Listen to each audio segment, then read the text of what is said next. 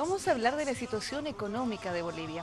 Por ello hemos invitado en esta oportunidad a Mike Alejandro Genio, el asesor económico de la vicepresidencia, economista con maestría en gestión y políticas públicas, porque haremos referencia precisamente a ese movimiento económico. Mike, ¿cómo estás? Buenas noches, bienvenido. ¿Qué tal, Gabriela? ¿Qué tal a todos, María, Iván? Bueno, muy gustoso, honrado de estar acá en el canal y bueno, esperando poder aclarar algunas dudas, tratar de hacerlo lo más simple posible. A veces la economía resulta tener algunos bagajes de pronto complicados, pero vamos a tratar de hacerlo lo más simple posible.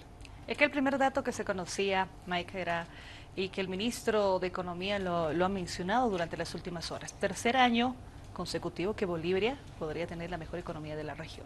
5% es el parámetro que marca el gobierno, el Ejecutivo. Es nuestra meta, es lo que queremos alcanzar como gobierno. De pronto han salido ya datos de los organismos expertos en estas mediciones de proyecciones, digamos. El último ha sido este de la CEPAL, donde nos ha dado un 4.5% de crecimiento. Respecto a economías, obviamente en la región, nuestros vecinos más cercanos, como dice pronto el ministro de Economía, sí somos los primeros, ¿no? O sea, Sudamérica estamos liderando con este 4%, detrás de nosotros está Perú, y bueno, así se van apilando el resto de los países. Pero en la región en general, digamos, estamos ocupando un cuarto lugar, incluyendo México y, digamos, Centroamérica, que tampoco es nada despreciable. Somos un país donde relativamente nuestra economía, si bien no es algo pequeña de pronto comparada con el resto de los países, sí, pero sí hemos mostrado un desempeño económico interesante en los últimos años, que nos está brindando obviamente la oportunidad de poder disfrutar en alguna medida también a nuestros pobladores de ciertos servicios, mejoras en servicios públicos y que también ha mejorado la calidad de vida de todos los bolivianos, ¿no? En general. Según la CEPAL en ese de 2016, 6 países muestran una contracción económica. ¿Nos explica, por favor, qué significa el término contracción económica en términos sencillos? Por favor, Claro, facilito para la claro, gente. bueno, en términos sencillos es que vamos a tener menos plata, digamos, ¿no? Esa es una lógica más resumida de pronto, pero a ver, en general el mundo está sufriendo una contracción económica, ¿no? Y obviamente Latinoamérica es uno de los lugares donde sí se está sintiendo un impacto bastante fuerte con lo que tiene que ver con el crecimiento económico, ¿no? Somos una región bastante variada en términos de crecimiento económico. Hay países que crecen mucho, muy fuertemente, digamos, y otros países que tienen problemas, ¿no? Evidentemente, como te digo, países, digamos, como Brasil, que representa una economía de más de casi 1.000 millones de 1.000 billones de dólares, ¿no? Es una economía gigante, que obviamente ahora está sufriendo una contracción que representa también un problema para toda la región, porque todos tenemos algún nivel de comercio con Brasil y obviamente está jalando a algunos de sus socios comerciales en esta bajada. Bueno, pero para el caso de Bolivia es siempre un aliciente, ¿no? Nosotros tenemos otro tipo de estrategias comerciales, otro tipo de política económica de pronto que está ayudando a que estos números, porque al final lo que cuenta son los números, que podamos tener ahorita una economía estable y como lo ha dicho en su momento el ministro, una de las mejores economías ahorita a nivel regional, ¿no? En pasados días, el expresidente del Colegio de Economistas de Santa Cruz, Carlos Schling, dijo que el gobierno nacional, revisando las estadísticas, estaría manipulando el porcentaje de crecimiento porque el deflactor, que es una fórmula, ¿no?, del deflactor del PIB, no se habría actualizado desde 1990. Y observaba también que el deflactor del PIB del 2015 había rebajado con relación al 2014. ¿Qué de cierto hay en esto? Porque en base a ello se mide el crecimiento económico y obviamente con ello también se obliga al pago del segundo aguinaldo si se crece más del 5%. Claro.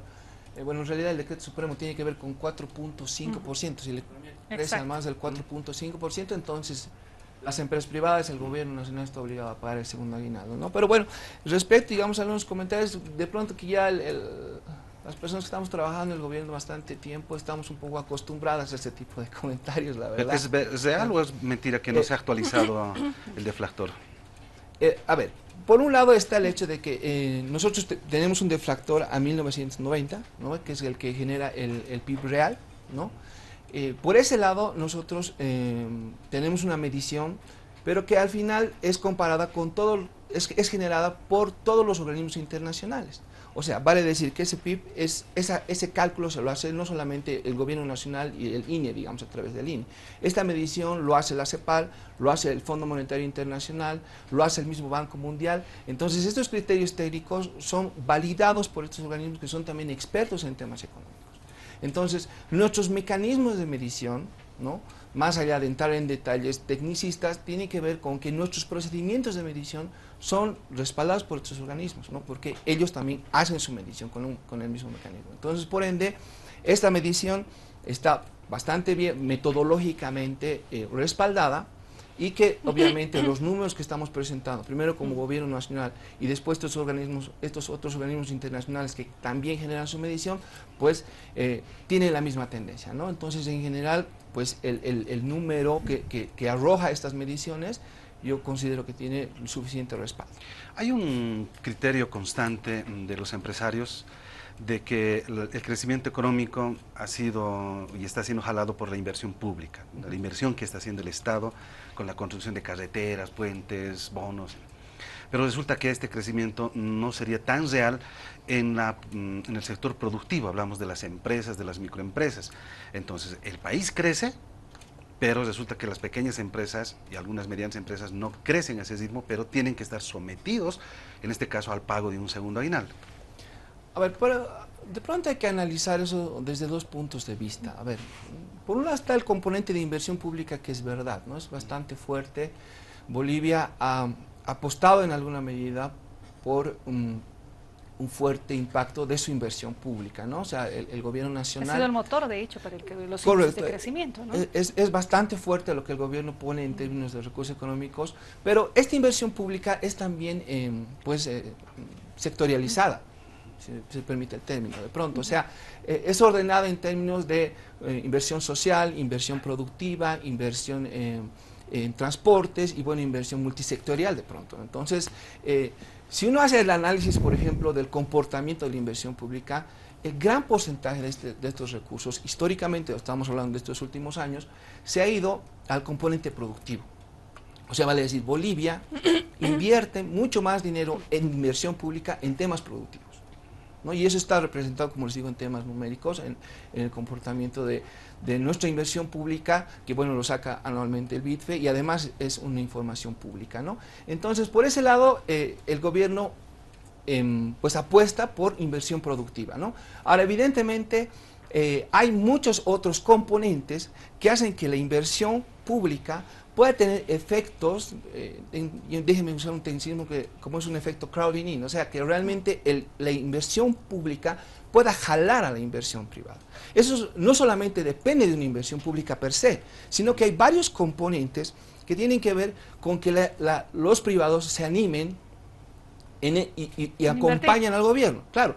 ¿Cuánto está la inversión privada, perdón? La inversión privada está por los 2.000 millones. Sí, ahora estamos, la inversión pública está bordeando los 8.000 millones más o menos, ¿no? Porque pusieron un compromiso y meta también para acelerar. Correcto. Pero esto puede, y ahí voy con lo que decía Iván, esto puede compararse con las pequeñas empresas, el sector pequeño, que de cierta forma, cuando se habla de un crecimiento económico del 5%, superamos el 4.5%, por tanto hablamos de un segundo aguinaldo, cada año tiene la crítica, ¿no? Decir, nosotros no podemos, no crecemos a ese paso.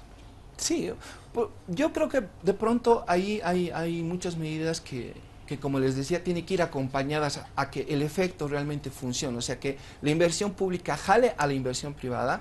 Tiene que ver, por ejemplo, con cómo nosotros creamos y cerramos empresas de pronto. No somos un país que tiene ciertos problemas en los pasos que tiene uno para crear una empresa. Es costoso no solamente en términos de recursos, sino es costoso en términos de tiempo. Entonces, las empresas siempre tienen el problema de entrar y salir de los mercados. Eso te genera una traba. Entonces, empresas que gastan tiempo y dinero en entrar y salir de mercados, pues no son tan competitivas. Y cuando pierden competencia, pues terminan retirándose del mercado. tienen costos más altos y al final, obviamente, cierran las empresas.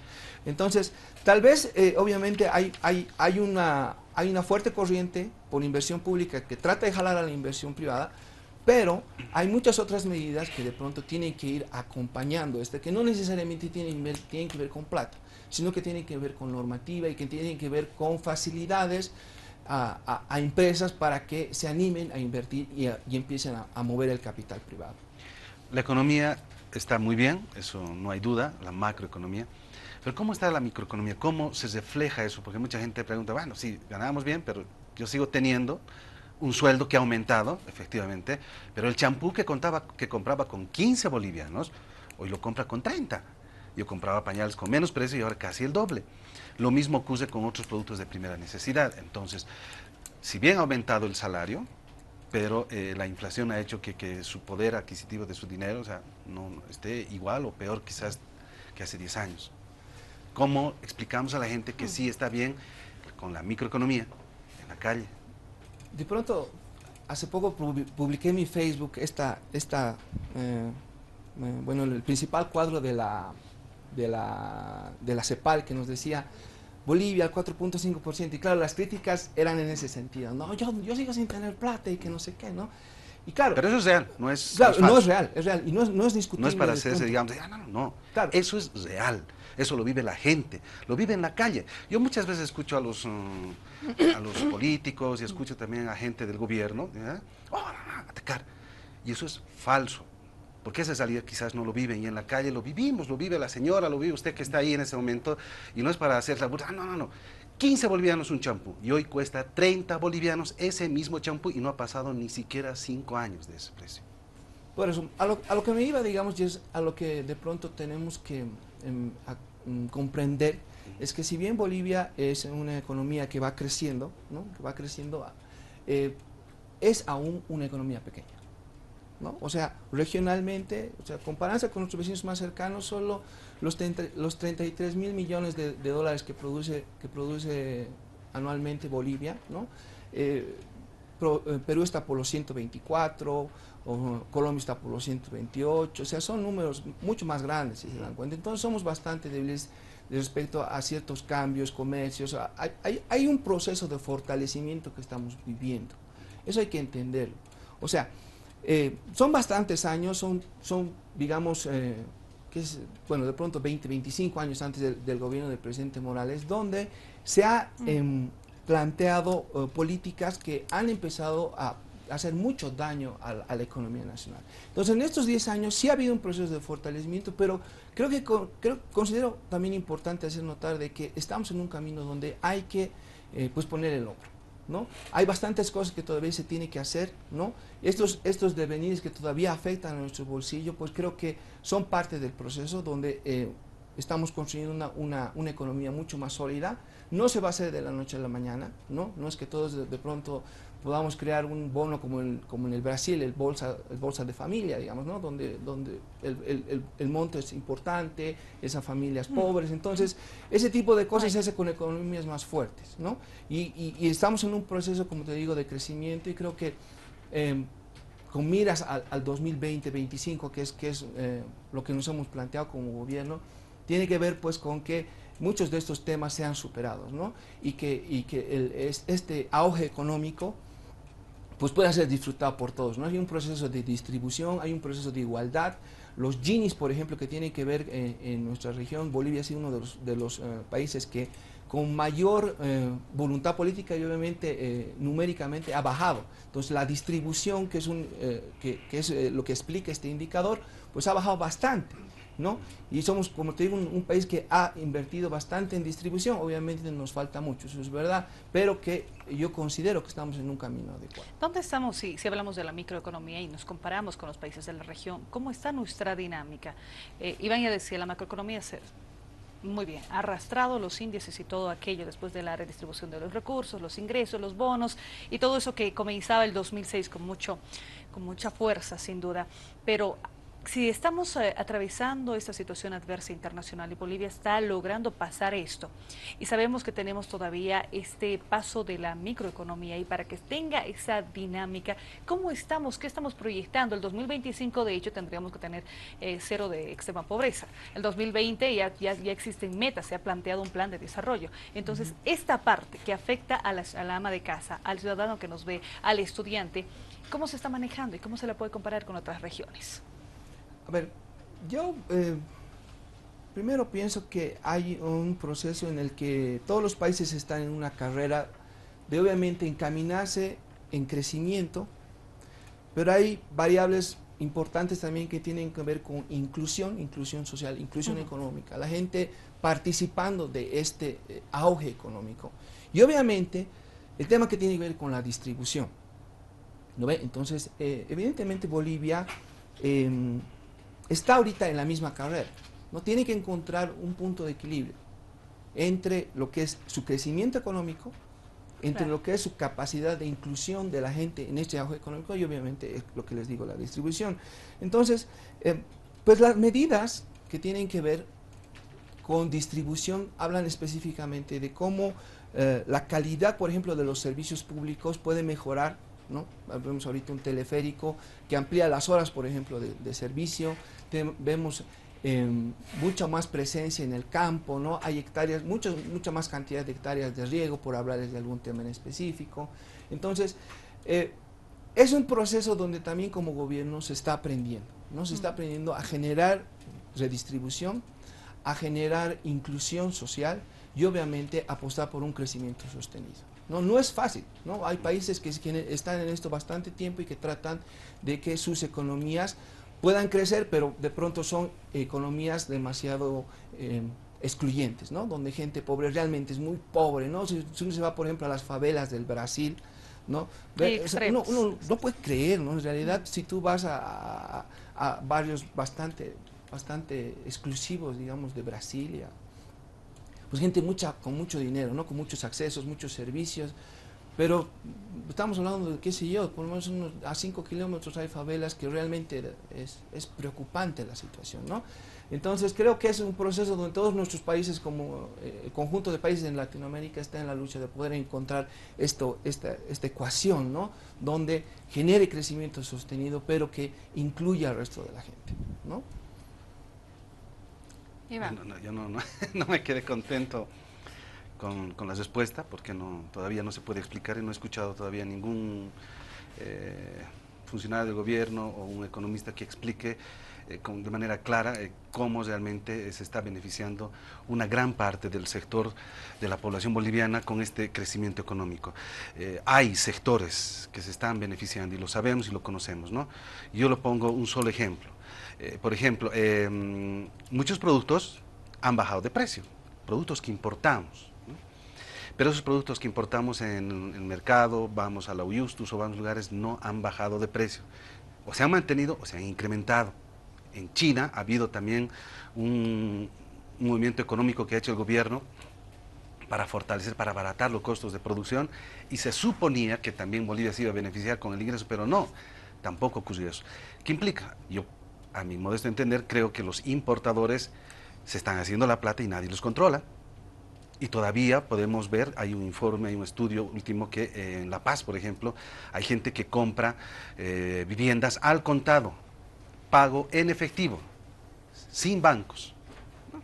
Entonces hay un grupo que no se controla. No sé si eso distorsiona en cierta medida también que la distribución de la economía, la buena economía que está viviendo Bolivia, llegue también a diferentes sectores. Sí, de hecho, una de las recomendaciones del informe de la CEPAL tiene que ver con que los gobiernos de nuestra región puedan mejorar sus capacidades en términos impositivos. O sea, mejorar sus capacidades no solamente de recaudar, sino de sujetos que están recaudando dejen de evadir, digamos, ¿no? Y que obviamente mejoren esas políticas impositivas, ¿no? Evidentemente en la región hay todavía ese problema. Nuestros países vecinos, de pronto por hablarte de otro tema también, han devaluado mucho sus monedas, ¿no? Entonces conviene mucho importar del Brasil, importar de la Argentina, digamos, carne, alimentos, es realmente un negocio entre comillas redondo, digamos, ¿no? Porque aquí el tipo de cambio se ha mantenido estable. Pero en general, como te digo, no hay una fórmula mágica que de pronto pueda servir para todos los países, ¿no? Lo que está haciendo Bolivia es claro en el tema de redistribución, ¿no? Somos uno de los países que genera transferencias financieras, transferencias económicas a la gente, o sea, al ciudadano de a pie, me imagino de los más grandes, ¿no? O sea, el bono Juancito Pinto, el bono Juana Zurduy, son plata, es cash que se entrega al ciudadano y que obviamente eso le sirve, digamos, para el día a día, ¿no? Evidentemente no es suficiente, ¿no? De pronto hay que ir pensando en otras medidas que puedan sacar a más gente de la pobreza, ¿no? No hay que olvidar que obviamente nosotros como país hemos sacado más, hemos reducido nuestro índice de pobreza extrema casi al 40%, entonces son cosas que de pronto sí dan esperanza, que dan esperanza porque son cosas, no se aprenden de la noche a la mañana, no es que a ver cuántos son pobres, pasen para este lado, toma, ya dejan, no, o sea, es más complejo de pronto, ¿no? Y sí en la calle, en el día a día, obviamente siente, ¿no? Yo soy papá de familia y también entiendo de que hay cosas que, bueno, no alcanzan, ¿no? Y vivo lo mismo que vives tú en la calle, ¿no? De comprar una cosa al día siguiente y en determinado momento y al día siguiente es otro precio, ¿no?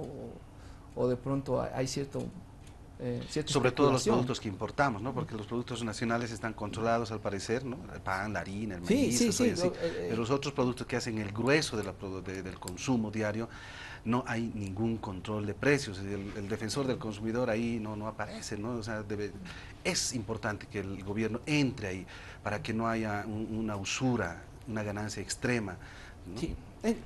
Yo quiero que un poquito entiendas que hay un contexto grande, general, que se percibe de pronto para los organismos internacionales de manera bastante positiva, ¿no? Que tiene que ver no solamente con nuestro crecimiento, tiene que ver con nuestra inflación, tiene que ver con nuestros parámetros de corte económico, nuestra balanza de pagos, etcétera, etcétera. O sea, un grupo de indicadores macroeconómicos que evidentemente muestran una salud económica nacional, ¿no?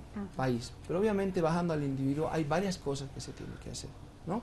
Y eso yo entiendo de que se está planteando mucho de esas medidas en la 2025, ¿no? En la Agenda 2025, en el plan ahora, en el PEDES, que bueno, es un poco de más corto plazo, que viene hasta el 2020, pero hay medidas económicas concretas, ¿no? que tienen que ver primero con el mejoramiento de los servicios financieros, el acceso a financiamiento, por ejemplo. El domingo lo escuchaba al ministro de Economía sobre un fondo que va a servir para apalancar más recursos, especialmente para pequeños productores, ¿no?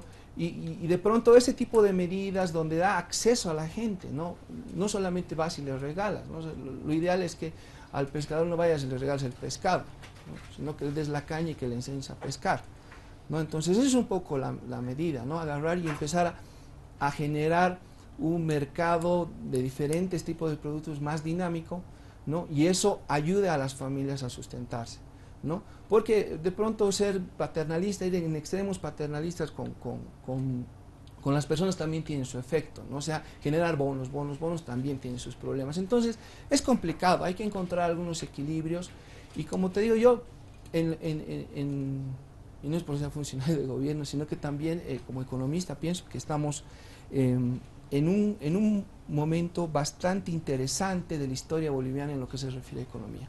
Tenemos un momento importante que tenemos que aprovecharlo y que tenemos una planificación que puede ser una de las llaves que lleve este país a salir de los niveles de pobreza que nos hemos encontrado en algún momento. Me gustaría referirme, vamos a ir cerrando la entrevista, pero me gustaría referirme a algunos aspectos ya de datos. Por ejemplo, se conocía las últimas semanas sobre el avance de las metas crediticias, sobre los bancos como Stanley, de servicios financieros. De hecho, se hablaba de este tema, ¿no? De los créditos productivos, cómo acceden, ¿no? Cuánto ha facilitado y si las personas ya tienen esa posibilidad de acceder a un crédito bajo determinadas condiciones. Antes no era posible porque se tenía el 20% como requisito mínimo, por ejemplo. Correcto. Pero estos porcentajes son los que se esperaba el gobierno. ¿Estamos a cuánto tiempo de la ley de servicios financieros? ¿3 años? ¿2 años? Sí. Sí, mira, a ver, hay un análisis interesante sobre este tema de todo el aparato productivo y el financiero y su enlace, ¿no? Más o menos tenemos unos 500.000 unidades productivas, ¿no?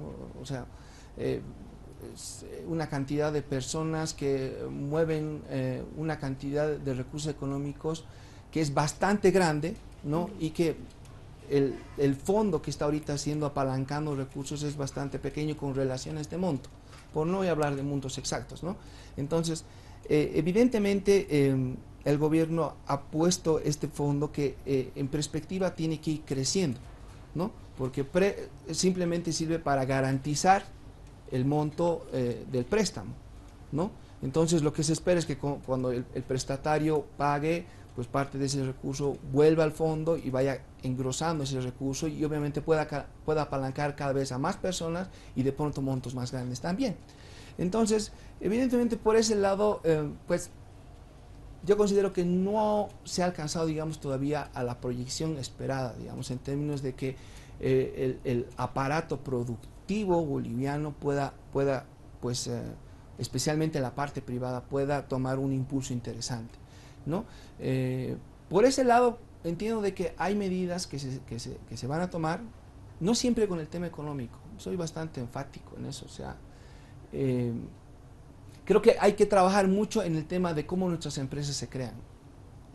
Es muy importante, o sea, creo que Chile está alrededor de 6 pasos, o sea, en 48 horas, en 3 días, el chileno puede abrir empresas y de pronto también en un momento, en un proceso razonable también podrá cerrarlas, digamos, ¿no?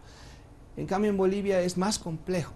El tema de empresas hay que dinamizar el sector económico partiendo porque las empresas puedan abrirse, puedan generar movimiento económico y no pues no tenga siempre la susceptibilidad de que bueno va a tardar demasiado o voy a gastar demasiado dinero, ¿para qué voy a ser formal? Entonces, eso es un tema que también hay que trabajarlo, ¿no? El tema financiamiento creo que todavía está un poco pequeño, si vale el término, o sea, falta trabajarlo de pronto, falta mucha socialización de este fondo también, de los recursos con los que cuentan, con los que tiene acceso el pequeño productor, que es algo que realmente tiene que trabajarse bastante, pero también hay otras medidas que tienen que ir como que colaterales para que pues se reactive, digamos, una pequeña y una mediana empresa. Mike, muchas gracias por habernos acompañado estos minutos. En todo, gracias a ustedes y bueno, decirles de que bueno, como gobierno creo que se están imprimiendo los esfuerzos necesarios y que tenemos un plan y ese plan de alguna manera va a poder sacar muchos de estos indicadores y mantener una sostenibilidad económica para nuestro país. Nos ha acompañado Mike Alejandro Gemio, asesor económico de la vicepresidencia, hablando de la situación económica de nuestro país.